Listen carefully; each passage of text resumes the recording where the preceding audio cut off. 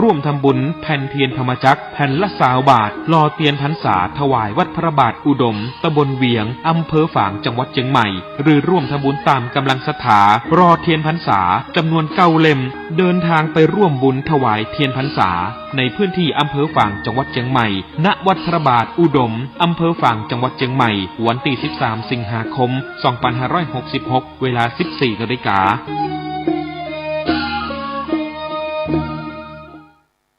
ข่าวสารประการประชาสัมพันธ์ประกาศเชิญชวนร่วมพิธีแสดงมุทิตาจิตฉลองปริญญาบัตรพุทธศาสตร์ดุษฎีบัณฑิตสาขาวิชาพระพุทธศาสนารุ่นที่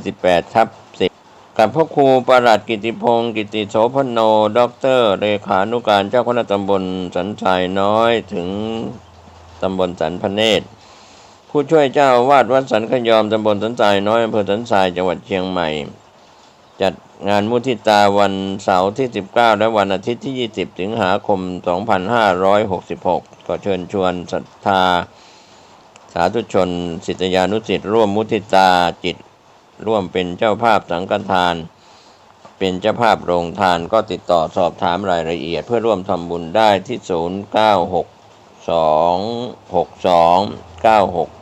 0962629694ได้ทุกวันก็เป็นงานบุญงานกุศลมุทิตาจิตฉลองปริญญาบัตรพุทธศาสตร์ดุษฎีบัณฑิตสาขาวิชาพระพุทธศาสนารุ่นที่ 18/10 แด่ท่านพระครูประหลัดกิติพงศ์กิติโสพโนด็อกเตอร์เลขานุการเจ้าคณะตำบลสันทรายน้อยถึงสันพเนตรผู้ช่วยเจ้าวาดวัดสันขยอมตำบลสันทรายน้อยอำเภอสันทรายจังหวัดเชียงใหม่เชิญท่านร่วมงานนี้ทั้ง2วันวันเสาร์ที่19และวันอาทิตย์ที่20สิงหาคม 2566โดยทั่วหน้ากัน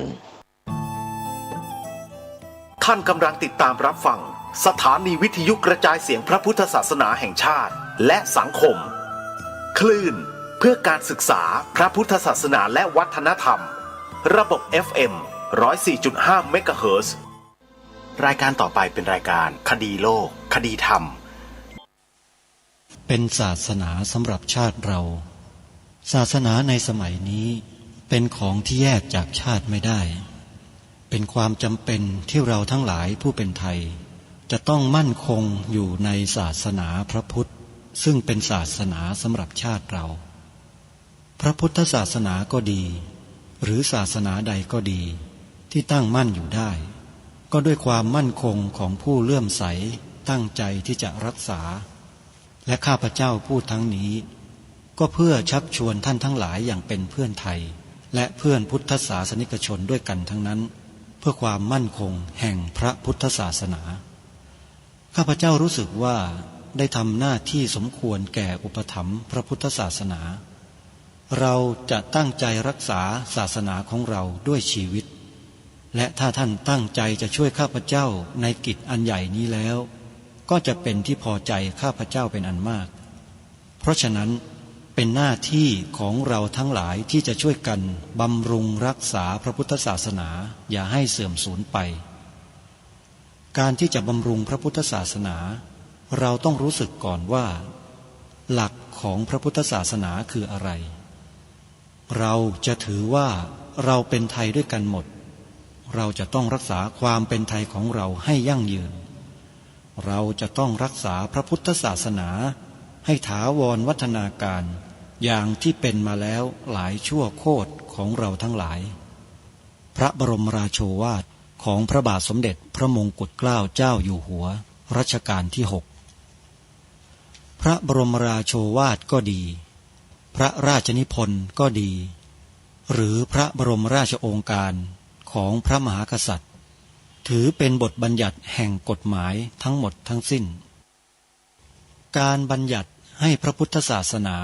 เป็นศาสนาประจำชาติไทยไว้ในรัฐธรรมนูญ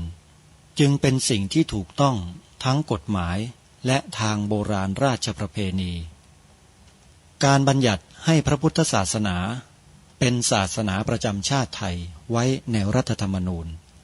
ย่อมเป็นหลักค้ำประกันให้กับประชาชนคนไทยว่าตนได้ปฏิบัติตามกฎหมายอย่างแท้จริง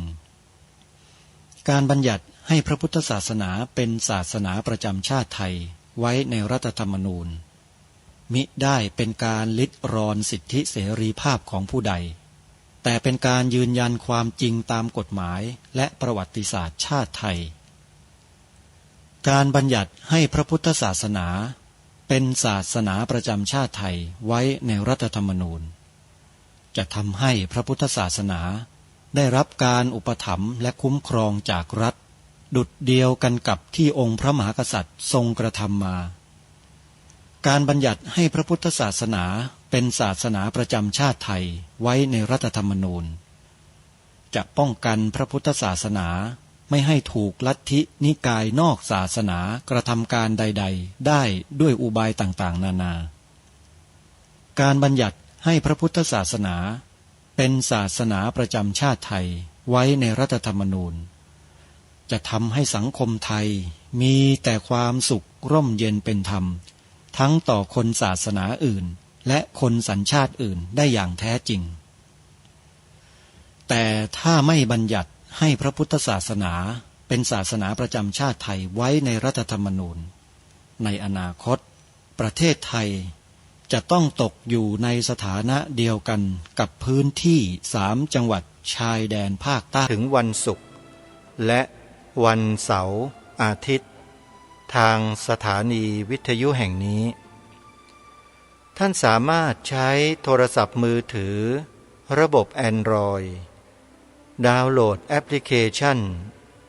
วิทยุพุทธศาสนาทั่วไทยไว้ในโทรศัพท์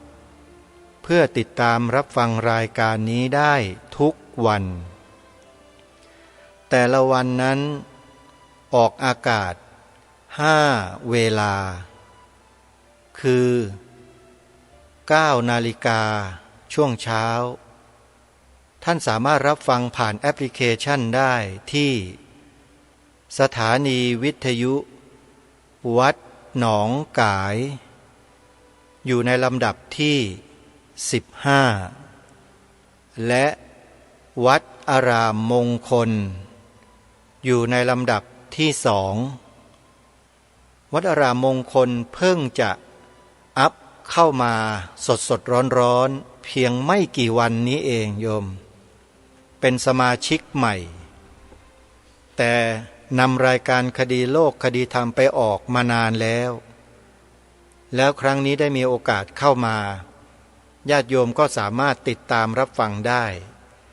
เป็นสถานีวิทยุที่ตั้งอยู่ที่ตำบลยางตลาดอำเภอยางตลาดจังหวัดกาฬสินธุ์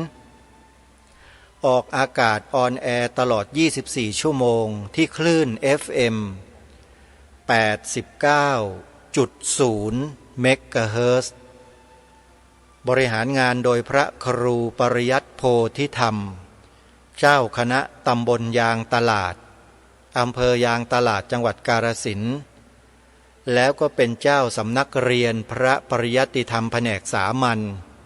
อยู่ในวัดด้วยเวลา10 นาฬิกาท่านสามารถรับฟังได้ที่สถานีวิทยุวัดป่าจริยธรรมอยู่ในลำดับที่1เวลา11 นาฬิกาสามารถรับฟังได้ที่สถานีวิทยุวัดฝายหินอยู่ในลำดับที่32เวลา13 นาฬิกาสามารถรับฟังได้ที่สถานีวิทยุวัดบ้านปลาคูนอยู่ในลำดับที่31และในช่วงกลางดึกเวลาตีหนึ่งสามารถรับฟังได้ที่สถานีวิทยุวัดฝายหิน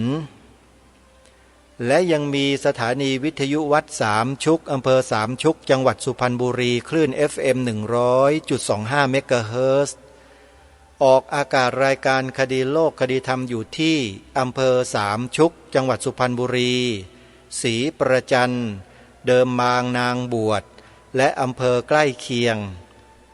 สามารถรับฟังได้ในเวลา9 น. นำครูบาอาจารย์ทั้งหลายที่ท่านได้ทำได้สร้างได้บอกได้แสดงชี้แจงไว้อย่างดีแล้วถูกต้องแล้วมาเปิดให้ฟังแล้วก็สรุปให้พวกเราได้ย้ำในใจให้ระมัดระวังบุคคลที่ปลอมเข้ามาเป็นชาวพุทธมาตั้งก๊กตั้งกวนตั้งกลุ่มตั้งลัทธิเรียนแบบพระพุทธศาสนาอยู่ในเมืองไทยเนี่ยเยอะแยะไปหมดพวกเรารู้เท่าทันกันบ้างหรือเปล่าไม่รู้แล้วอย่ามาชี้นะมันไม่ได้ประโยชน์อะไรเลยเมื่อมีผู้รู้ท่านมาชี้มาบอกแล้วเนี่ยควรจะนิ่งฟังพิจารณาตามให้เห็นไม่ใช่โพล่งออกมาว่ารายการนี้หาว่าพูดการเมืองไปนู่นสมองต่ำเหลือเกินจิตใจก็เหมือนกันต่ำตามสมองไปด้วยขออภัยนะฮะท่านผู้ฟังที่พูดจาตรงๆแบบนี้บ้านเมืองเราเนี่ยถ้าเรานิ่งๆเฉยๆเนี่ยไอ้พวกนี้มันขย่มพังฉิบหายหมดอะไม่รู้ว่าอะไรควรไม่ควรถูกไม่ถูกมันไม่รู้หรอกไม่รู้ดีไม่รู้ชั่วคนพวกนี้มันเห็นแต่ประโยชน์ส่วนตนเป็นใหญ่ไหนๆก็พูดเรื่องนี้แล้วพูดสักนิดหนึ่งก่อนจะสรุปเรื่องสันติอโศกให้ฟังเงินถูกสร้างขึ้นมาโดยกลุ่มคนเพียงไม่กี่คนในโลกนี้เท่านั้นนะโยมเงินเนี่ยที่เราใช้กันอยู่อัตราแลกเปลี่ยนเนี่ยมันมีคนกลุ่มหนึ่งมันสร้างลัทธิการเงินลัทธิทางธุรกิจเสรีนิยมเนี่ยขึ้นมาเพื่อหวังจะครอบครองโลกนี้ด้วยเศรษฐกิจแต่ก่อนนี้เราใช้เงินกันหรือเปล่ารุ่นเราเนี่ยรุ่นท่านทั้งหลายเนี่ยที่อายุมากกว่าอาตมาเนี่ยเมื่อก่อนเราทำไร่ไถนากันเนี่ยเราเคยใช้เงินจ้างกันเหรออาตมานี่ยังอยู่ในยุคนั้นอยู่นะเขาเรียกว่าถือแรงกันถ้าภาษาทางบ้านอาตมาภาพที่ฉะเชิงเซาเนี่ยเขาเรียกว่าเอาแรงกันนะฮะคือไม่ต้องจ่ายเงินค่าจ้างคุณทำนาแปลงนี้เสร็จแล้วก็ไปช่วยกันทำแปลงนู้นแล้วก็แห่กันไปช่วยทำแปลงนั้นคือทำกันโดยไม่ต้องเสียตังค์อ่ะใครมีที่นาก็ลงมารวมกันมาช่วยกันทำนี่เขาเรียกว่าถือแรงกันแต่สมัยนี้พอหลังจากยุคล่าอาณานิคมจบลงมันก็ใช้วิธีการใหม่ในโลกแห่งการเงินการคลังธนาคารธุรกิจทั้งหลายทั้งปวงที่มันมีอยู่ที่เราทำเราเห็นเราเป็นกันอยู่เนี่ยถูกครอบกันทั้งนั้นแหละพูดอย่างนี้หลายคนก็แอนตี้ก็ฝังหัวแล้วนี่ฝังหัวจนโง่กันไม่ขึ้นแล้วยอมรับซิโรราบกันหมดส่งลูกส่งหลานไปเรียนบ้านเขาเมืองเขามาแล้วก็เอามาสแตมป์เลยว่าชีวิตนี้มันต้องแบบนี้เท่านั้นนะถึงจะถูกต้องอย่างอื่นไม่ได้นะไม่มีไม่เอามาทำลายรากเหง้าของประเทศตัวเองบรรพบุรุษตัวเองที่สร้างมาอย่างเหนื่อยยากลำบากเบียดเสียดศิลปะวัฒนธรรมวิถีชีวิตวิธีคิดวิธีพูดวิธีทำที่ดีที่เป็นประโยชน์ที่มีคุณค่าตกหมดล่วงหมด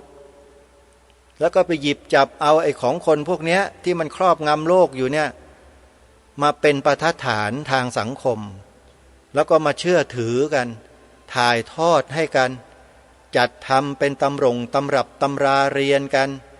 ไอ้ตำรับตำราเรียนของชาติบ้านเมืองวิชาศิลธรรมหน้าที่พลเมืองประวัติศาสตร์ชาติตัวเองทิ้งหมดมันทำลายชาติตัวเองแท้ๆไม่รู้ตัวเนี่ยมันเป็นอย่างนี้พอพูดอย่างนี้ก็หาว่าเป็นคนหัวดื้อหัวแข็ง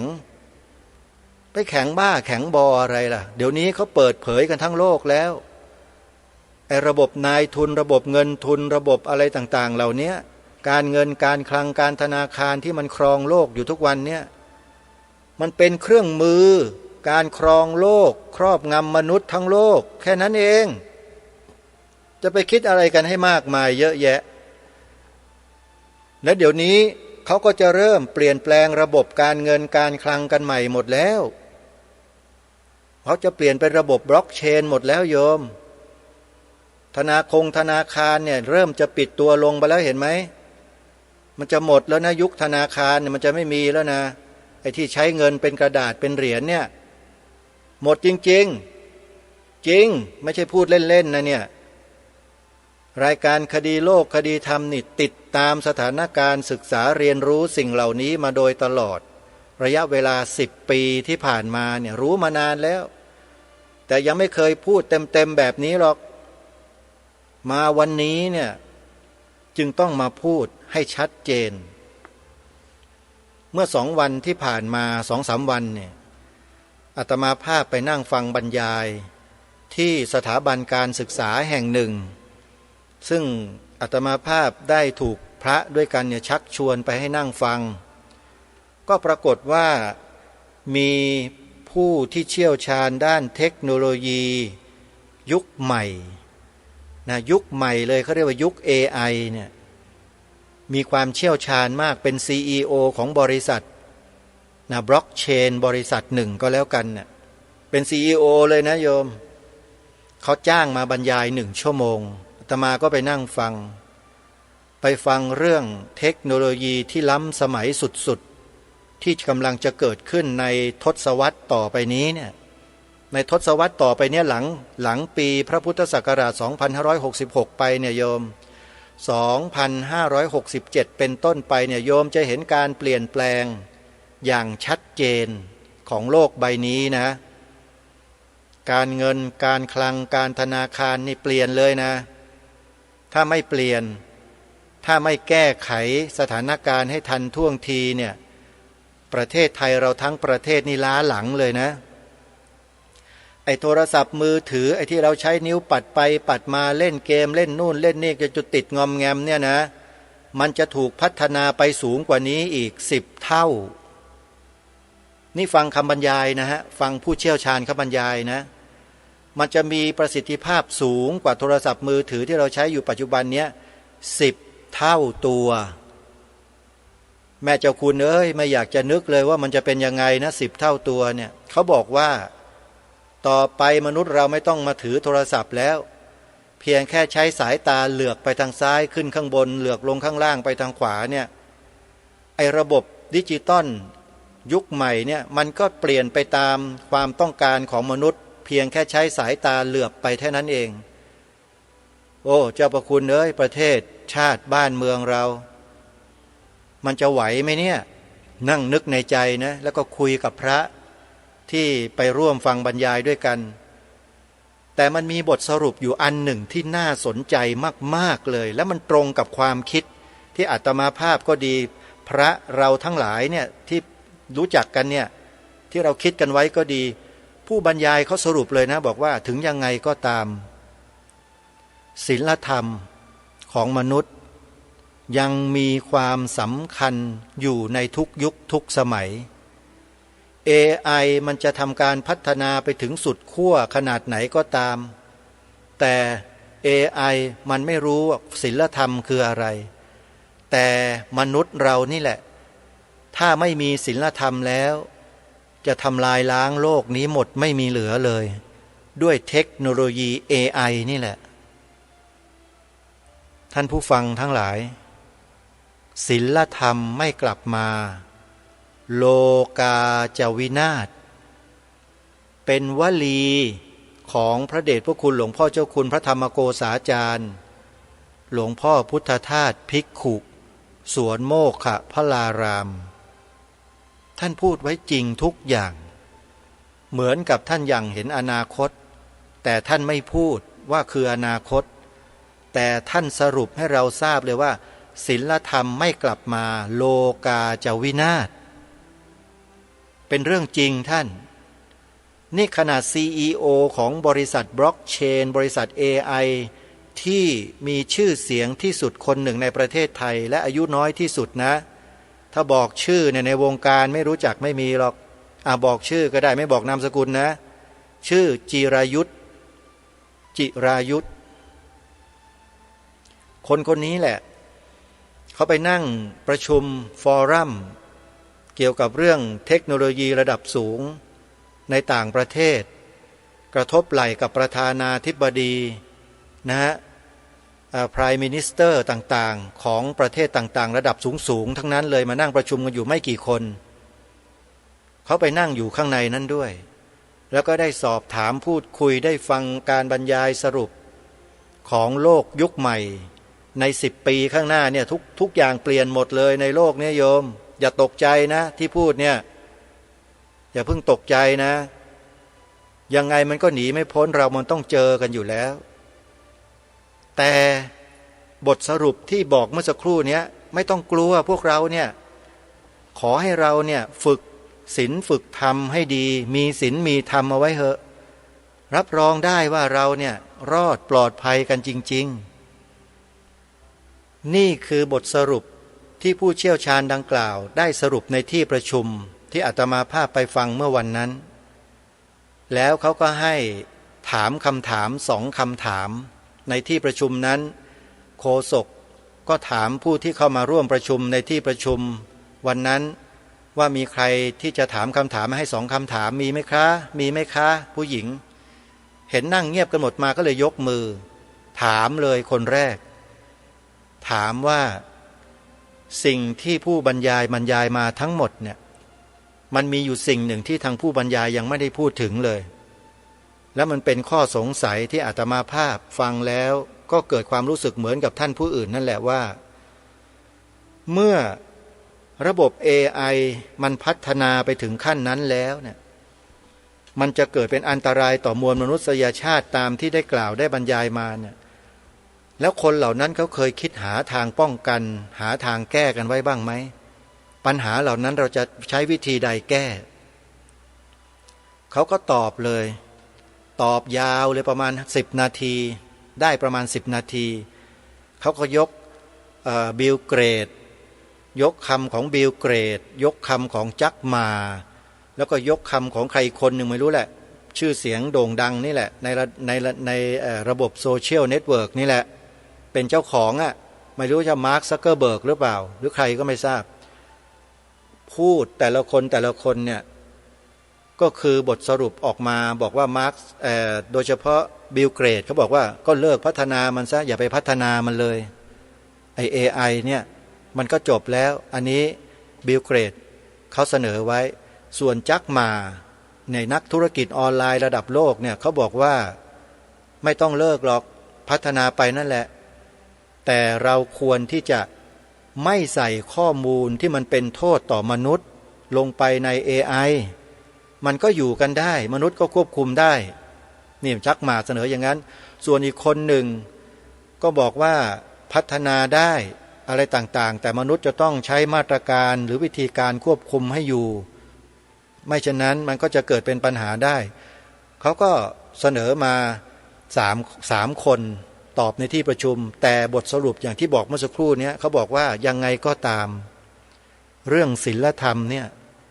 ยังเป็นเรื่องที่มีความสำคัญและมีความจำเป็นต่อมวลมนุษยชาติไม่ว่าจะยุคสมัยเทคโนโลยีจะเปลี่ยนแปลงไปเพียงใดก็ตามฟังแล้วมีความปลื้มใจอ่ะจริงๆท่านปลื้มใจนะ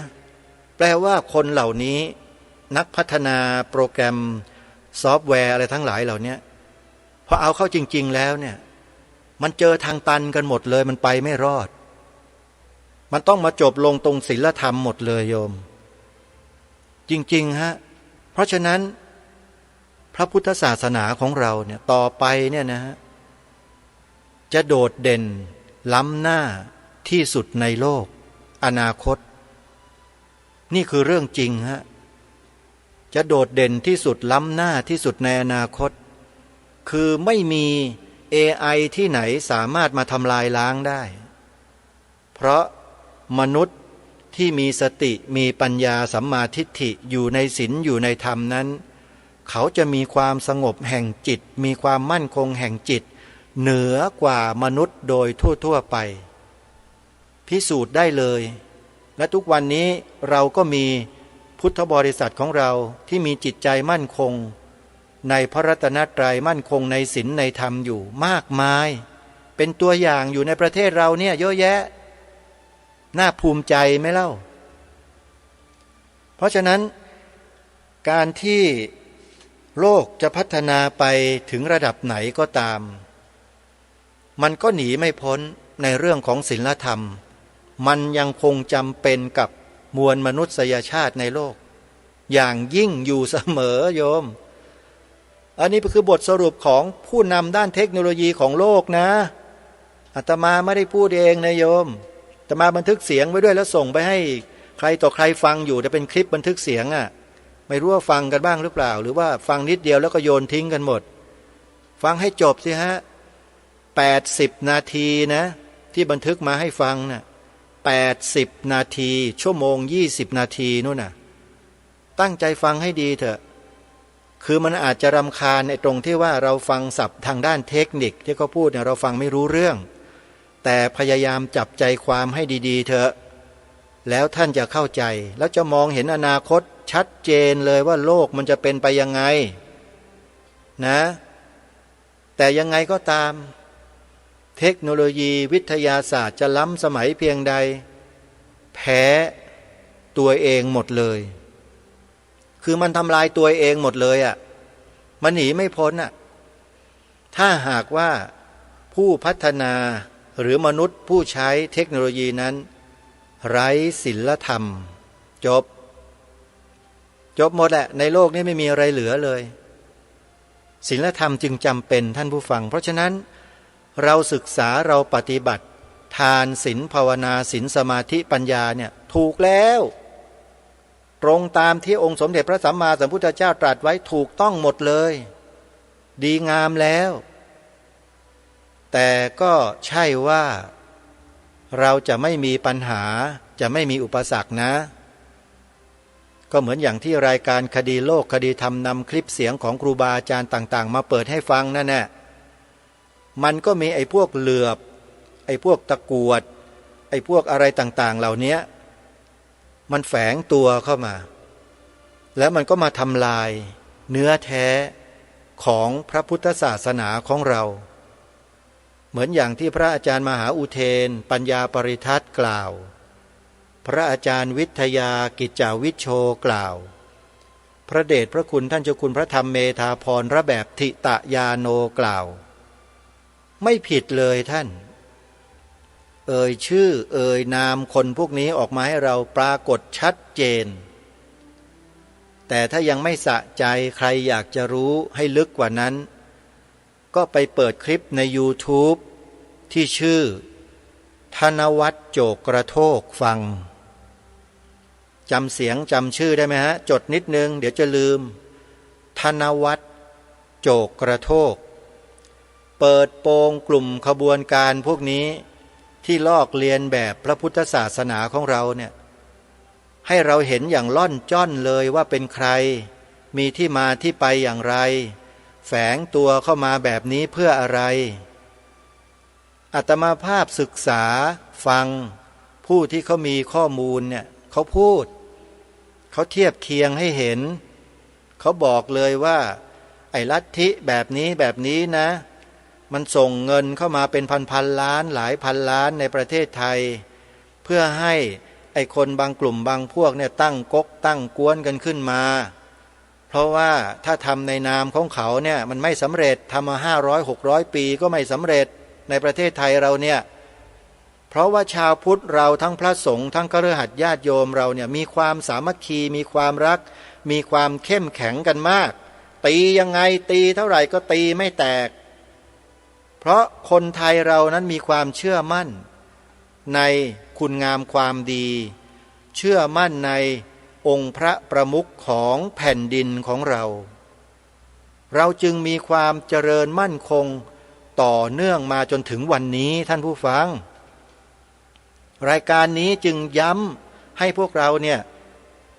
กล่าวความจริงแล้วก็ทำในสิ่งที่จริงที่ดีเนี่ย3 ข้อจำได้ไหมนั่นแหละคือบทสรุปสำหรับพวกเราทุกคนจะต้องสร้างขึ้นมาให้ได้เขาเรียกว่าสำนึก สำนึกขั้นพื้นฐานสามัญสำนึกนั่นเองจะเปลี่ยนเป็นอย่างอื่นไม่ได้ฮะด้วยเหตุนี้ไอ้พวกผีหาซาตานที่อยู่ในร่างมนุษย์แล้วก็ปลอมเป็นชาวพุทธเราเนี่ย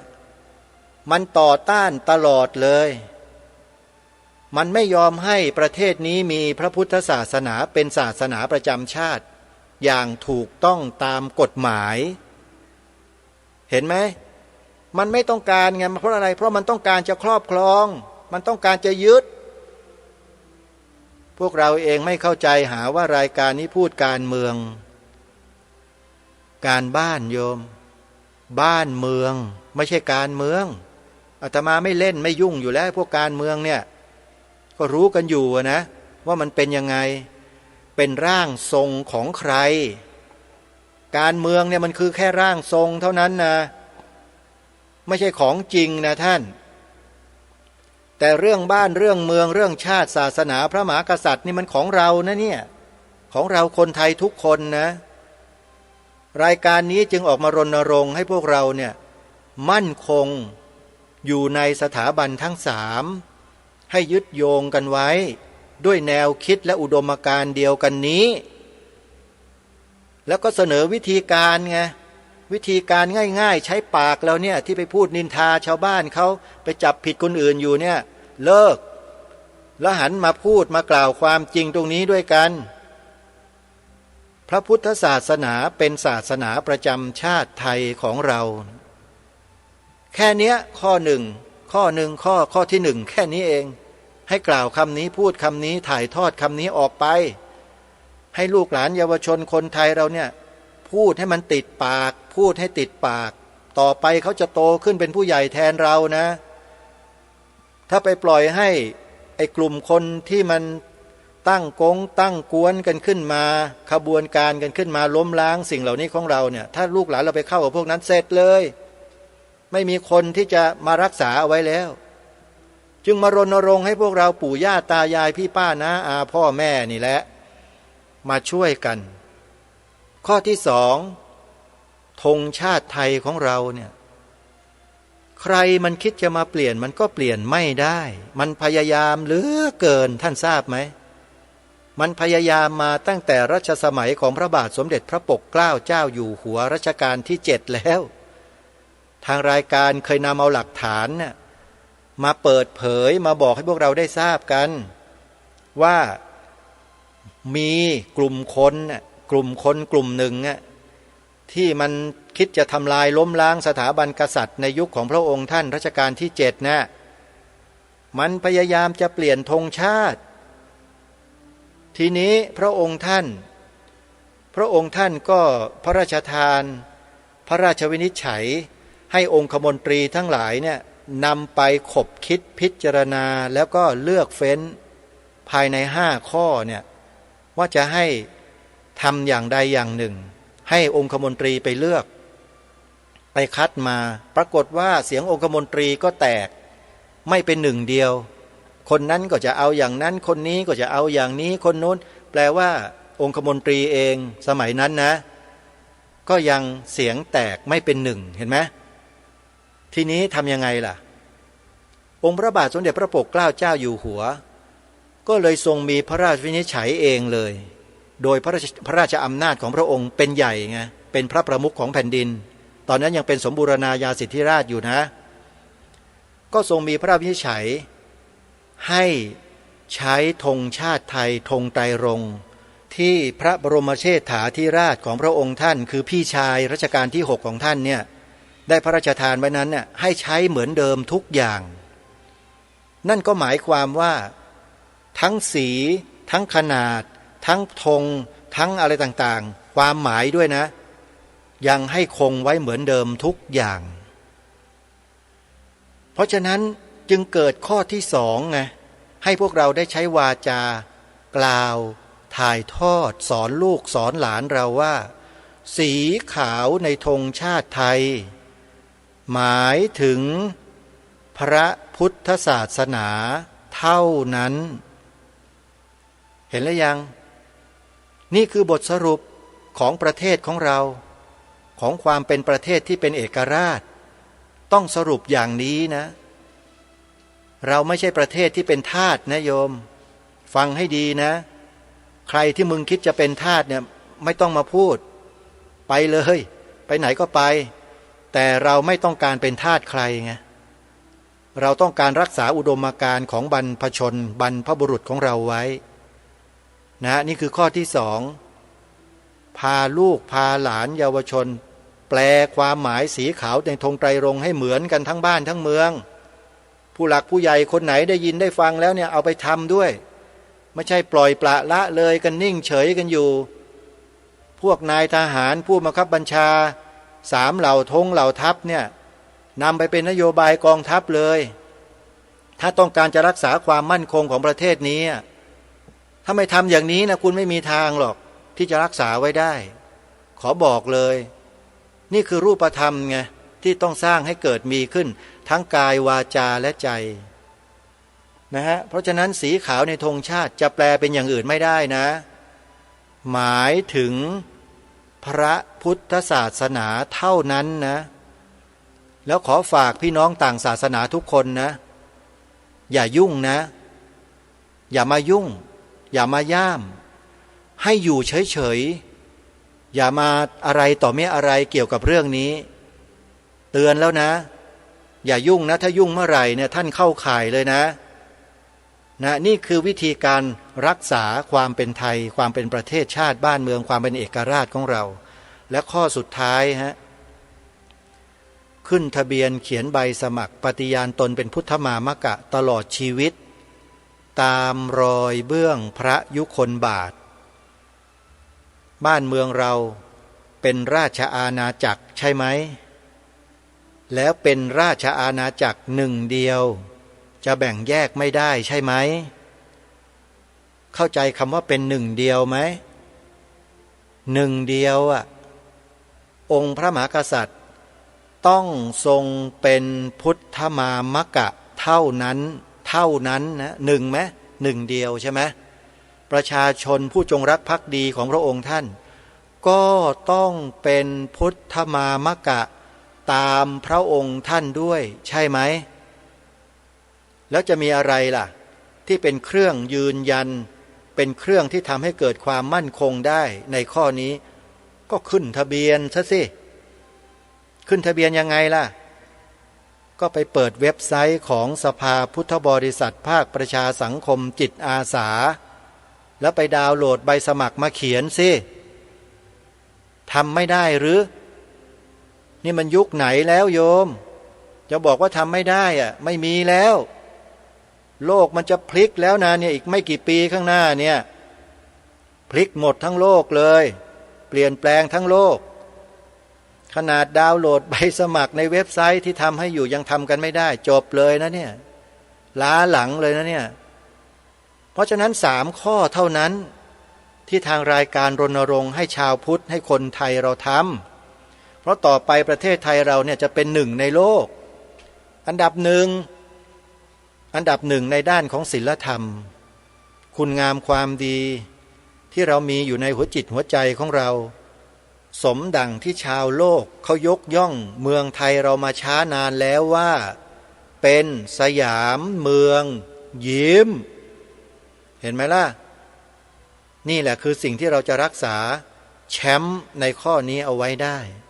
แล้วก็จะมีความมั่นคงตลอดไปด้วยเพียงแค่วิธีการทำง่ายๆพูดไม่กี่คำเองพูดไม่กี่คำเองพระพุทธศาสนาเป็นศาสนาประจำชาติไทยของเราเนี่ยมั่นคงมากทั้งกายวาจาใจและประเทศชาติบ้านเมือง 2. สีขาวในธงชาติไทยหมายถึงพระพุทธศาสนาเท่านั้นยากไหมไม่ยาก 3. ขึ้นทะเบียนเขียนใบสมัครปฏิญาณตนเป็นพุทธมามกะตลอดชีวิตตามรอยเบื้องพระยุคลบาทก็ไม่ยากแต่เราจะทำหรือเปล่านี่คือบทสรุปเพราะฉะนั้นคลิปเสียงของพระเดชพระคุณท่านเจ้าคุณพระธรรมเมธาภรณ์ระแบบทิตายาโนที่ท่านออกมาทำประกาศนียกรรมประกาศความผิดของสันติอโศกของโพธิรักษ์เจ้าลัทธิเนี้ย นี่คือสิ่งที่คณะสงฆ์นะฮะคณะสงฆ์นะครับมีมติให้กระทำนะครับให้ทำประกาศนียกรรมนะครับเมื่อปี32นะไม่ใช่ผมมาพูดเลอะเทอะนะท่านและทุกวันนี้4ข้อที่พระเดชพระคุณท่านเจ้าคุณพระธรรมเมธาภรณ์ระแบบทิตายาโนกล่าวหาสันติอโศก4ข้อที่มีความผิดเขายังโต้แย้งไม่ได้เลยนะ4ข้อ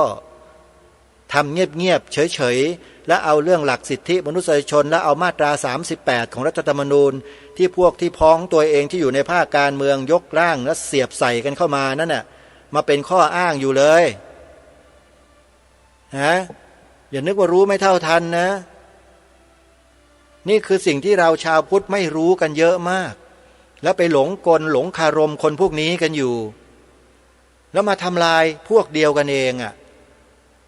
เนี่ยตั้งป้อมจะเล่นงานจะด่าจะว่าอาตมาแล้วเนี่ยหลายๆคนที่เป็นสาวกเขาอ่ะที่ไปหลงไหลเขาอ่ะจริงหรือเปล่าลองคิดให้ดีๆสิจริงไหมไปหลงไหลเคลิบเคลิ้มเขาอยู่อ่ะไม่รู้อะไรเลยว่าเขาผิดเขามีความผิดมาตั้งนานแล้วก็ยังผิดอย่างต่อเนื่องนั่นน่ะยังผิดอยู่นะยังทำผิดอยู่แต่ทางคณะสงฆ์เขาไม่เอาเรื่องเขาไม่เอาราวแล้วครั้งเดียวจบเลยคณะสงฆ์กรุณาเมตตาอย่างเดียวแล้วทีนี้ไม่ใช่ว่าไม่โต้แย้งไม่ดำเนินการเพราะคณะสงฆ์ไม่เอาฐานไม่ใช่นะคุณอย่าคิดนะคณะสงฆ์เขาทำประกาศนียกรรมมาแล้วขึ้นศาลพิพากษามีความผิดมาแล้วนะคณะสงฆ์ก็ฟ้องไปแล้วแล้วมีความผิดไปแล้วแต่พวกนี้ยังด้านอยู่ไงอาศัยความด้านไงฮะและพรรคพวกที่อยู่ในกระทรวงทบวงกรมเป็นข้าราชการตำรวจทหารกันอยู่ที่เขาสร้างไว้เนี่ยเรื่องผู้นำอ่ะก็พวกเขาอยู่ในนั้นไงนึกว่าไม่รู้หรือไงนะว่าใครมั่งอ่ะเขาจดบัญชีไว้หมดแหละเป็นหางว่าวเต็มไปหมดใครเป็นใครเป็นใครน่ะจะไปดูยากอะไรล่ะสิ่งที่เราทำเราพูดกันอยู่เนี่ยพวกนี้จะคัดค้านเราไงก็พวกเขาอะดูง่ายๆไม่เห็นยากเลยนั่นแหละแค่นั้นแหละท่านผู้ฟังเพราะฉะนั้นเรื่องนี้อาตมาภาพคิดว่าทุกท่านที่ฟังรายการก็คงจะทราบกันแล้วนะว่าลัทธินี้คืออะไรลัทธิเทวทัตถุจินคืออะไรลัทธินั้นลัทธินี้ลัทธิพุทธวจนะคืออะไรคงทราบกันแล้วนะคงไม่ต้องมาพูดซ้ำๆย้ำๆบ่อยๆวันนี้เป็นการสรุปให้ทุกท่านได้ทราบว่าบุคคลเหล่านี้กลุ่มคนเหล่านี้พวกองค์กรเหล่านี้ถูกจัดตั้งขึ้นมาเพื่อทำลายพระพุทธศาสนาของเราทั้งนั้นเลยฮะนี่คือบทสรุปไม่ใช่สร้างสรรค์ฮะองค์กรที่สร้างสรรค์พระพุทธศาสนามีอยู่องค์กรเดียวคือองค์กรคณะสงฆ์นะที่เป็นผู้นำทางด้านศาสนาเนี่ยนอกนั้นลอกเลียนแบบทั้งนั้นเลยตั้งตัวเป็นใหญ่ตั้งตัวโดดเด่นแล้วก็ดึงคนที่ไม่รู้อะไรเนี่ยเข้าเป็นพวกแล้วก็มาดำเนินการอย่างนั้นอย่างนี้นั่นแหละหลงกลเขาทั้งนั้นเอาล่ะท่านสาธุชนเวลาของรายการหมดวันนี้ต้องขอสมมุติยุติไว้แต่เพียงเท่านี้พบกับรายการได้ใหม่ในวันต่อไปขอความสุขความสวัสดีในธรรมแห่งองค์สมเด็จพระบรมศาสดาสัมมาสัมพุทธเจ้าจงปรากฏเกิดมีขึ้นในจิตใจของท่านผู้ฟังทุกท่านทุกคนเทอญขอเจริญ